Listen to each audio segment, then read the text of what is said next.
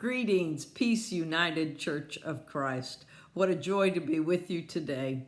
My sermon title is The Sweet Swiveling Sower. So, sweet souls, has a scintillating scripture sunk suitably soulward? For those who have made worship attendance a regular part of life, this parable reeks of such familiarity, we remember which preacher told it best, outlining soils, especially the sound souls who would so respectively receive the seed of God's word. This letter S reading was written by a colleague for a church youth camp drama, which freed us to focus not on whether we were good enough soil, but on the joy and generosity of the sower. It is not, as one preacher says, the parable of the different dirts. It is the parable of the sower. This scripture is an invitation to relax into the generosity of God, to create an open space for God to fling grace into the depths of each of our souls. God, the great sower, tosses love into the lives of those who are hostile and critical as freely as those who are tender and kind. Our generous God seeks our wholeness, hopes for our blossoming in the sunshine of the truest love we will ever know. God's generosity makes our hearts and our lives spacious. Thinking about this story and generosity and flinging things around, I wondered who does that anymore. Farmers and gardeners certainly don't. Professional wrestlers fling each other.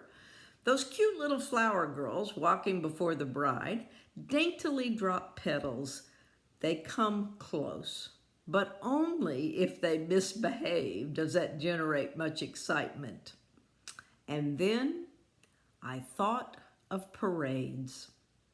I invite you now to relax into the grace of God and hear the parable of the clown couple. Once upon a time, a clown couple mailed in their entry forms to join the great Macy's Thanksgiving Day Parade. Now, this was, of course, long before the days of the super susceptible coronavirus.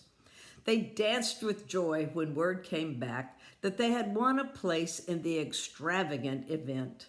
They were to be featured in the flesh, and cameras would flash from afar for their fantastic frolicking. It was the perfect parade of all their aspirations. And so began their preparations. New noses to be bought, giant shoes wearing out, and their bikes. What might they do to make them better? Those aging tires should be replaced. Can't afford a flat on Thanksgiving Day. The clowns who had been clowning with joy suddenly became anxious about their success at this super spectacular Macy's Day Parade. The days flew by, and suddenly the parade was a week away. The tires hadn't arrived. The time had expired for a trip across town. They hadn't even been able to agree on what kind of candy to toss to the crowds. Tension was high for these hapless heroes. New noses went awry. Friends had foolish and fatuous facts that stirred up flittering feelings. Would the van survive the trip? In such a state, they started out and headed east. The trip served them well, and they began to celebrate their great opportunity when they arrived at the hotel.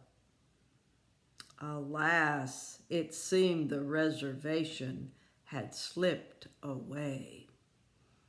No, there were no other options. No, on this weekend there would be no place to stay. No. Two sad, incensed clowns drove north to Jersey seeking shelter for the night.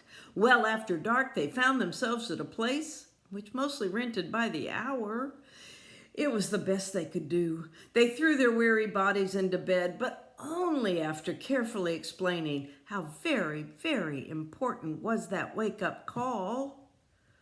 Well, you know this part of the story. The call never came. Anxious clowns awoke, springing into actions. Roads were barred, tunnels clogged. They finally fled the van and pedaled long, long blocks to the appointed place.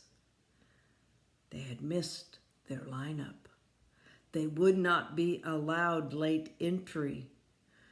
Two sad, disconsolate clowns backed their beautiful bikes from the parade field. They wandered in a daze, lost in the city's maze. They were awakening to this reality when they stumbled across a solid cement square where kids were shooting hoops, jumping rope, playing chase. "Clowns! The clowns!" called the smallest children. "Look, the clowns have come to us. What can you do? Show us your tricks. Can I ride your bike? Can you do it with no hands?" The clown couple, still wallowing in despair, only slowly came to life. They let the children ride their bikes. They showed them how to balance without hands, did handstands from the handlebars and pirouettes from the pedals. More people, old and young, poured into the playground, and the party was on. An inquisitive kid finally asked what others had wonders. "What's in your bag?" The clown couple looked at each other with rue in their eyes, and they began to laugh.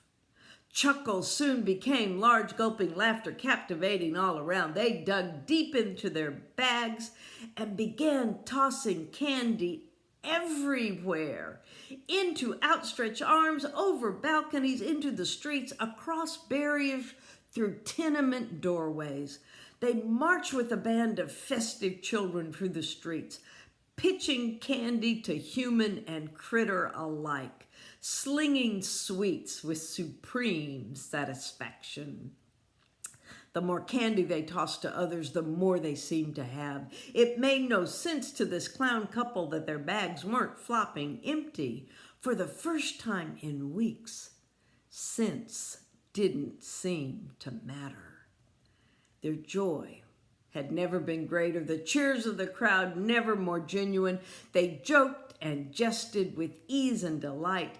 Their hearts flew open as their hands tossed tiny gifts, and their lives became spacious under the sunshine of smiles and surprise. If you have ears to hear, absorb the sweetness surrounding you. If you have hands to receive, catch the joy of God. If you have candy in the house, find it now. Taste and see the sweetness of God's generous love.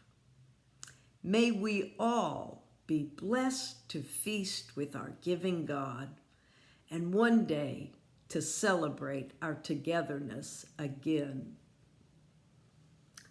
Go now, enjoy with smiles abounding. Amen.